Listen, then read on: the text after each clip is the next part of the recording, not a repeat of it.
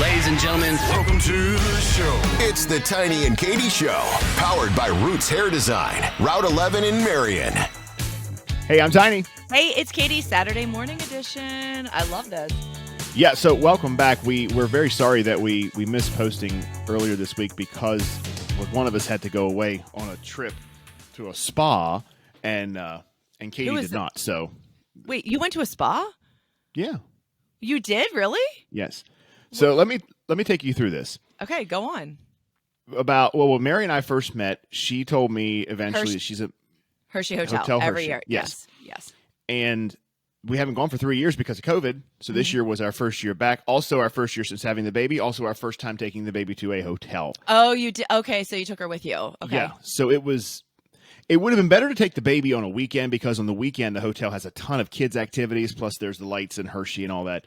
But it was still a great time because we arrived Thursday morning. I had my deep tissue massage.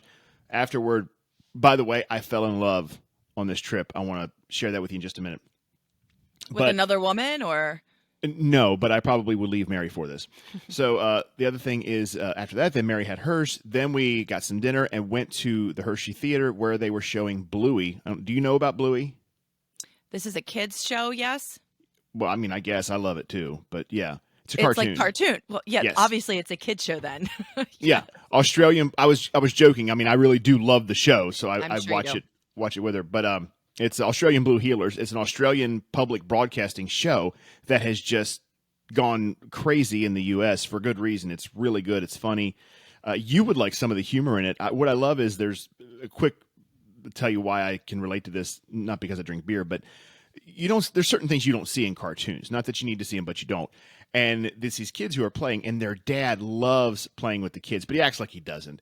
And him and his friends are on the deck, and they're drinking beer. And this one episode, the ball keeps hitting the dad, knocking the beer out of his hand. And that's like the running joke of the thing. And I'm like, this is so cool that in a cartoon, they're just showing what happens in real life. In real life, kids' dads are drinking beer on the deck, and the kids want to play with them. I don't know. There's nothing wrong with that. I'm having a hard time visualizing this, but go on. Well, just you look up some pictures and you'll get a feel for it. But it's a really simple cartoon, really well done. The humor's great. The voice casting is phenomenal. It's actually interestingly enough, and you'll appreciate this part. The voice cast, because this was never really meant to be this massive thing. The cast is the kids. The kids are the producers and directors' kids who are voicing this, and they will never release their identity so that they don't become overcome with attention and unwanted attention because they're like 10 and 11 years old. Yeah. So what I fell in love with though, Katy, is the Hotel Hershey at their fitness center had a Peloton. Wait, we've talked about this before. You've done Peloton before. No, I've never done a Peloton workout or been on a Peloton bike. But you spin all the time. Correct. Yes. Yeah. So obviously it would make sense that you would enjoy the Peloton. Right, but some people would say, "Oh, well, you can just get any bike," and that is not true. 100% not true. Having been on various bikes up to, but not including the Peloton, I can tell you that this Peloton and the workout, Katy, I have never sweat that much in my life, and I thought I worked pretty hard when I teach a spin class and when I go to those classes. This was next level, and I understand why when people get a Peloton and they fall in love with it. It's like. They call it like a Peloton cult, like CrossFit's a cult, Peloton's a cult. But I mean, I know people who they get them and it's like they're in it 100% on the Peloton. So it's game changer. It really is. And I don't necessarily care about, although I understand why it's important to some people, the community aspect of it, because you can do the virtual workouts and you can see different people. So I get that. Matter of fact, one of my best friends said that when I told her, because she has one, she said, "Oh, good, we can ride together." I don't really know what that means in the Peloton sense, but I'm telling you, I'm in because it's just crazy good workout, and I'm going to get you one for Christmas. No, I'm good. I don't want a Peloton. Plus, don't ever spend that much money on me. I wasn't really going to get you one. I thought you were going to say, "Really?" No, I don't want a Peloton. I do CrossFit. I don't know if I've ever told you, so we're good on that. I'll take the money though, Tiny, please. Yeah, please. Actually, you just give me the money and I'll buy myself the Peloton. That would be a better way to do it. I'll go over to Katie's and she'll have her regular bike on a stand where she can just do it in the living room. Yeah, that's right. Cost me $20. We're good. people always like talk so much smack on like the Peloton community or like the CrossFit community, that it's so cult-y or whatever, cult-ish. But here's the thing that I've always said.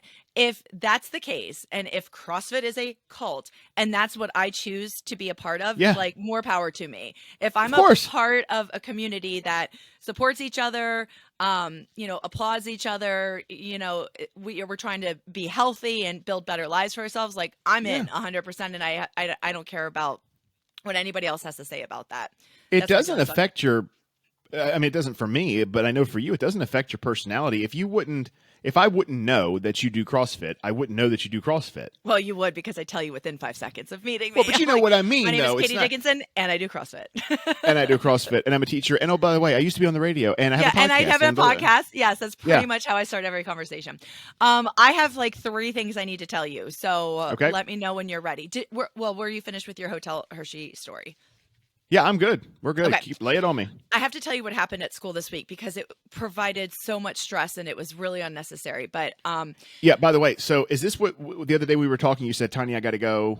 I'm under a lot of stress. Is this what you're talking about? Kind of along these lines, yes. So what I love about this is I knew that Katy was having an interesting week at work, but what she's about to share with you, I don't know. I'm hearing this just like you are for the first time, so hit me with it. Okay. So there was an email that went out a couple weeks ago that the school has decided to have this Christmas door decorating contest, and it's optional. And you don't have to do it, but if you want to, you can get your kids involved and decorate your door. And somebody's gonna judge it, and I don't know what the prize is. But I saw the email and I read it, and I was like, yeah, I'm probably not gonna do that, just because it's hard for me to stay after school. I don't have the time to do it. So I thought, you have a life. Okay. Right. Like, cool. Maybe I'll have my kids decorate some snowflakes and call it a day. Well, the school has gone absolutely insane with this door decorating contest. Tiny, when I tell you, like, first of all, every single person has done it. Every single person has decorated their door. And I'm not talking like they just threw up some paper and called it a day. Like full-blown gingerbread houses. The whole school looks like a Christmas display. Well, so you're walking around and you see these immaculate doors and displays, and then you get to mine and there's nothing on it.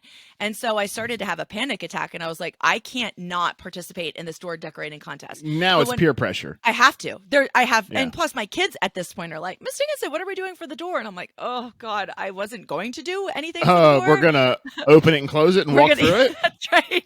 But I mean, I would like to send photos to you and have you. Yeah. I want people to see how insane the school has gotten, and then I'll send you a picture of what my door looked like. So let's do this. Let's instead of splicing them into here, let's put them on our socials. I want to get more people interacting with us via our socials. Okay. So let's do that. We'll put them after the show. You hear this, they'll be on there. It was absolutely insane. So I walk into work and I start to genuinely have a panic attack, because I'm like, okay, I'm the only one who's not doing it at this point. But anything that's like super artsy and crafty, I'm not good at that. I'm really not. I'm not a Pinteresty type person. I suck at anything arts and crafts. I can't draw. I can't color within the lines. Like, I'm horrible at all those things. So where people get really excited about stuff like that, I get really anxious about stuff like that. I'm not good at it. Yeah. I don't even know where to start. I can look at pictures, but I don't know how to make it happen.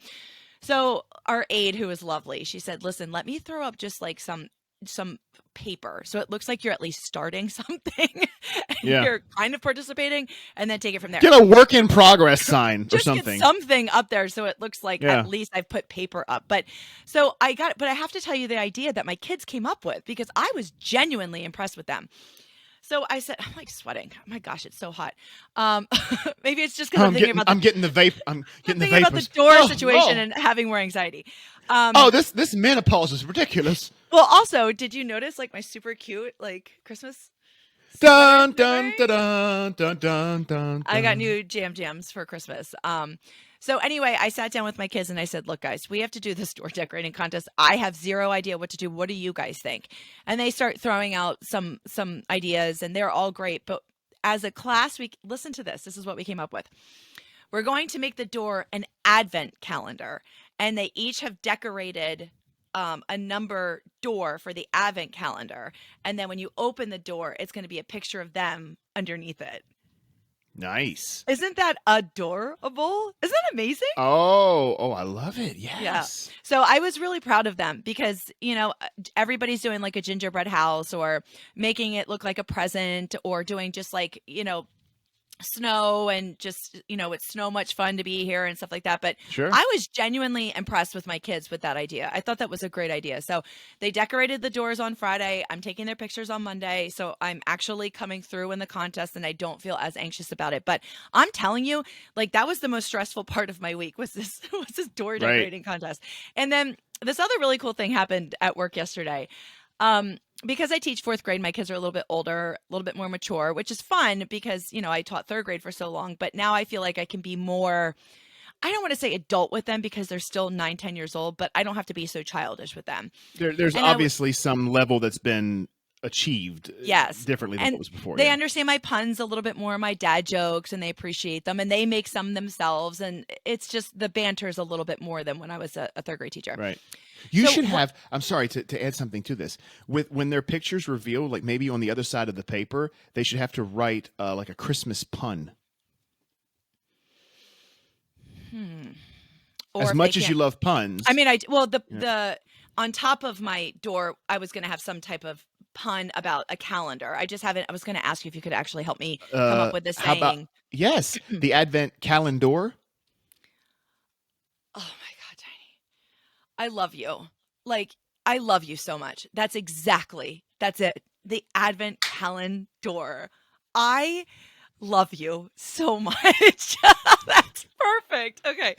So I'll be honest with you. I was waiting for you to I thought this what this was getting to. No, I could not. I was like even Googling like calendar puns and I could not find anything. That's perfect, Tiny. Thank you so much. I love you.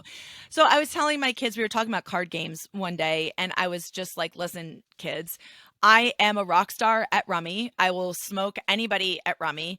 My grandmother taught me how to play. I've been playing for years. I'm really good at it. One of my kids, he raises his hand and he says, I know how to play Rummy. And I said, okay, bring in cards and we'll play Rummy. We'll see who wins. And I said it kind of, in jest, not really thinking much about it. So yesterday he comes into school with a brand new deck of cards. And on Fridays at the end of the day, we have Fun Friday where the kids can kind of choose whatever activity they want for like 20 minutes just to kind of wind down from the week. Mm-hmm. He puts the cards right in front of me at my table and he says, do you want to go? And I was like, oh, I love that. I love it. Yes. Let's go. Let's go. I just envision this kid like shuffling like a dealer in Vegas. You think you got this? Like, you ready? And not that I didn't think that he knew how to play, but I was like, okay, you're 9. How good at Rummy really are you? I was genuinely impressed with him. So Did you smoke him? Oh, of course, obviously. Okay. But he held his own. He did. He held his own. His first lay of cards down was 3 aces. And I was like, okay, this kid is no joke. He actually knows what he's doing. And he ended up getting 95 points. I got 140, but it was the highlight of my week. It was all my kids were like standing around us and watching. They don't know how to play. So I'm trying to explain how to play. And he was very serious about it. His moves were calculated. I really enjoyed that. That was the best part of my week. So what y'all should have a tournament. What we're going to do is we're going to have an ongoing tally of our scores.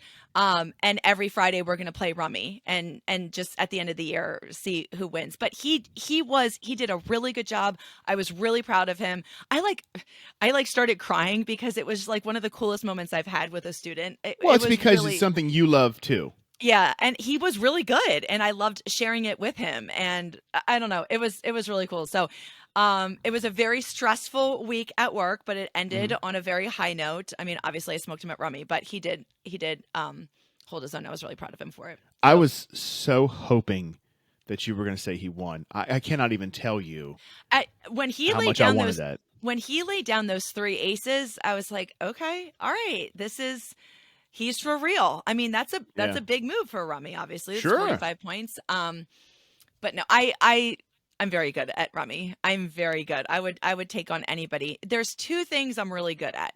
I'm not good at a lot of things. I'm good at Rummy and I'm good at Super Mario on Wii. Those are the 2 things that I really excel at in life. You would totally defeat me on Mario, but I bet you I'd give you a run for your money on Rummy. I don't want to play Rummy with you because I feel like I'm really good at it, and I know that you're going to smoke me and make me feel like this big, and I don't think I want to. So what? You're gonna keep your self-esteem high on 9-year-olds? Yes, that's how I feel good about myself, by teaching Tiny, children. You don't understand that I am a champion Rummy player at Johnny Walker Elementary, 4th grade. Here's the thing with you. You're going to think you're running like a card ring or something. Like, oh, she's gambling in class with the kids. The thing is with you that is so unbelievably frustrating is that, so Tiny is naturally good at everything. He is incredibly witty, incredibly smart. Everything, like, I'm not trying to stroke your ego right now, but you are. Like, you're good at everything. So but I disagree, but go ahead. Well, for the 5 years that we worked together, I was always outshined, always, with everything. Everything that I thought that I did that was great, Tiny did it better. Every joke that I said that I thought was funny, Tiny presented a funnier one. Every pun that I was like, yes, I got this, I think I'm going to win, Tiny does a better one. It's just like I'm always outshined. So I'm taking this Rummy and I'm keeping it to myself, and you are not going to be a part of it with me. So there you have it. All right, there fair you have enough. it. Yeah. What would happen was, I'll never forget this. This is we haven't shared, back in the day stuff in a while. We would be at an event and people would come up and they would say, "Oh, Tiny, when you said," and then whatever the joke was, they were, "Oh, we as an office laughed," or whatever. And obviously, Katy was there. It was a back and forth thing, and she wouldn't, at first interject anything. And I would notice that this would build up and build up and build up. And eventually she would say to me, she's like, "I've had enough of this. To hell with this." She goes, Tiny, I don't understand. I'm standing here right next to you. And I'll be fair and cop to this. I felt really bad at the time, but I didn't want to add fuel to the fire. It was almost as if in the physical, when they were in front of us talking to us at a live event or talking to me at a live event, it did seem like they did not acknowledge Katy. They probably they almost thought she was just like helping me at the remote. Oh, you're killing me right now. Well, no, that's what. Now. But that's what they were doing for a while. And I'll tell you what, I ran that show. Like, I'm sorry, I ran that show. Here's the thing. Okay, let me tell the story. Okay. So eventually she has her blow up moment. She's like, "I don't understand this. Do these people not realize that I'm here too? Not just I'm here at the remote, but back at the radio station when we're on the air, I'm running the board. I'm doing the show prep. I'm finding things for us to talk about. Meanwhile, you just walked your fat ass in at 5:05 a.m. Literally at 5 a.m. Hand me a cup of coffee with a grunt, trounce into the studio like a brontosaurus that's pissed off. Sit down, don't say anything to me until 5 o'clock when we got to go on, and don't say another word to me until 5:15. She goes, and yet, these people walk up to you like you're Howard Stern, and I'm nothing. Okay. Oh my God, this is so true.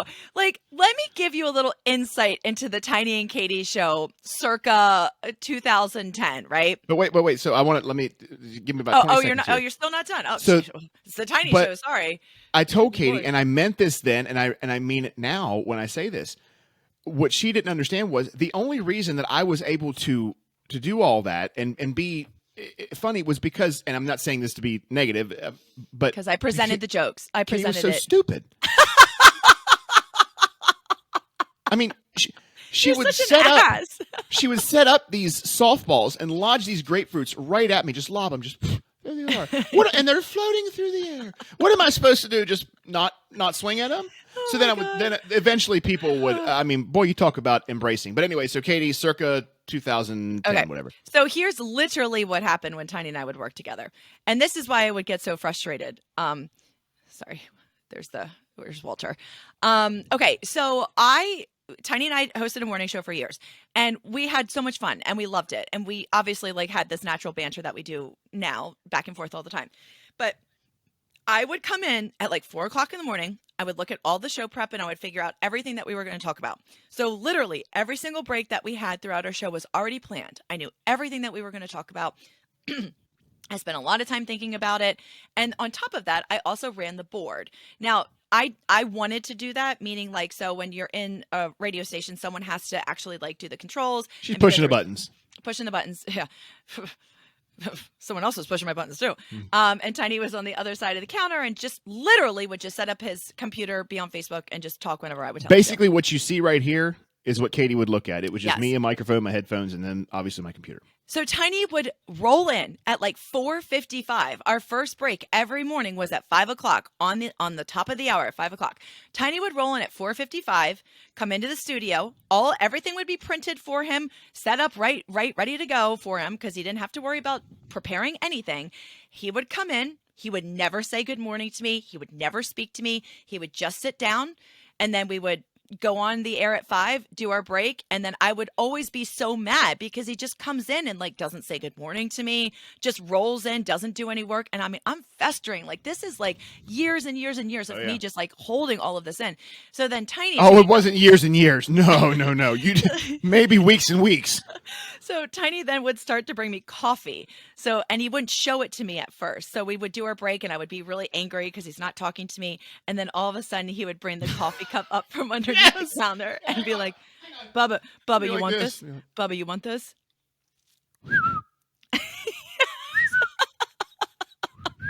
And he would always say, hey, Bubba, you want this? Hey, Bubba. Come on. Give me a smile. And this is all I would see. She would go, you know I want that. But you're being a jerk. I have no idea how we worked together for as long as we did and remain such good friends because I think it's because of that. Because everything Katy just said is 100% accurate. I was not a morning person at all. Now I get it. You kind of just do what you have to do. And I don't think realistically you were either, but you were able to fake I'm more good. than I was. When I wake up, I'm good. I mean, I'm ready to go. But now if we were doing mornings now, I have no issue. I mean, I'm up, 3:30 in the morning every day, no matter what. Coffee's brewing and we're, ready to face the day. Matter of fact, I get upset if stuff's not happening at 3:30 because I feel like I could just get it done. But if both of us would have gone, and I like to fly by the seat of my pants. I love to do it that way. I think that when me and Katy are at our best is when we don't have a plan and we just wing it. Now, Katy, on the other hand, and I get it. I totally understand.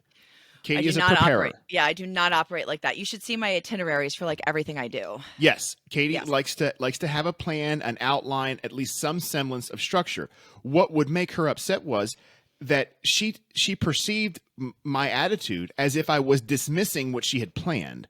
I wasn't necessarily dismissing, but I was like, I don't, let's just, okay, that's fine, but let's just roll with it. Let's just go into it, say what you got to say, and then let's have our fun. But that causes me so much anxiety. Like that, I wish I could, to be honest with you, I wish I could be less structured. I really wish I could. Like in all areas of my life, when I travel, it's planned. Like I know what I'm doing, where I'm going. I've thought it through in my head. It's written down. I have all my documentation. Everything is planned. Well, it pressurizes you is what it does. Is it, what you, like when Katy goes on vacation, it is as she just said, it's like she's her own travel agency. It's go. Everything is planned. There's a little bit of downtime, but not a lot. And I'm the same way when I teach. Like I know exactly what I'm doing throughout the course of the day. So every night before I go to sleep, I make my slides for the next day. So I have slides for everything. These are my slides for reading. These are the things I'm going to ask. This is what the kids are doing, like everything. Now, I will say that some of my best lessons that I've delivered are when things were kind of going awry and I had to improvise. But I will also say some of the worst lessons that I've ever delivered or when I had no idea what I was doing. I need structure. I need to know, like, okay, what are we doing? What time is this happening? I just need structure. I'm a very structured person. For as much as Katy complained, and she did, about how we operated, I really, honestly, Katy, I don't think that going back we would change it. How could you? Because you could say, oh, if it didn't work, you would know. Well, it just didn't work. Tiny. That's why after 5 years we're done. That's not the case. Obviously, you wanted to pursue something else. We ended the show on top, but it worked. there's no question about it that it worked. Now, maybe in the moment we didn't know what was going to be happening or what was going to be the ultimate outcome. But hindsight being what it is our system worked. Katy always made up where I lacked, and I made up where she lacked. And that is what, in every partnership you ever do in life, I don't care if it's, a personal relationship, friends, romantic, work, whatever, you have to have the yin and the yang. So you have to play to your strengths. And we did, and we didn't actually, I don't think we actively knew we were doing it. We just let our nature take its course. And what we had was 5 years of what I would say was radio magic to me. Mm-hmm. We weren't everyone's cup of tea. There were people who loved Katy, hated me, vice versa. And okay, that's fine. But you know what I always told Katy, and this is something that really took her a little while to struggle with, is when they would come up or people would complain and say, "Oh, well, you guys, Tiny, you're mean to Katy," or "Oh, Katy, yeah, I heard you're that all the time. An airhead, and why do they let that girl on the air or whatever?" Who the hell ever said that? I never heard that. That's what they would say to me. I never heard that one. But the thing is what I always said was, at least they're listening. So you might not like Tom Cruise's latest movie, but he still got your money from the ticket. Mm-hmm. You know what I mean? So they're still consuming what you're putting out. Look, you're not going to like everything. Did you like every, scene in every episode of Friends? There were probably something like, whatever, but maybe a bad example, but you know what I mean. Yeah. Is there are down times in movies, but overall, hey, it's a great movie. You're really going off on a tangent here, and I had like 3 other things I wanted to say. So can I just get your opinion on one more thing, and then we can wrap it up? Sure. Okay. And I think this is a brilliant idea. So every year, this started literally last year. My best friend, every year since last year, my best friend Bridget hosts a favorite things get together. So a bunch of girls come and they bring their favorite things throughout the year to give to everybody, like Oprah does on her show. Sure. And last year I killed it. Like, I thought I did a really good job. I got everybody a scrub daddy, because I love scrub daddies. Hell yeah. Big fan. Fuzzy blankets, because who doesn't love like a really nice fuzzy blanket? Now, wait a minute. If I can interrupt you real quick, just so I can get an understanding of this. How many people were involved in this? 6. There were 6 last year, and there's 6. So you buy 6 of everything that Correct. Or 5, I guess, whatever.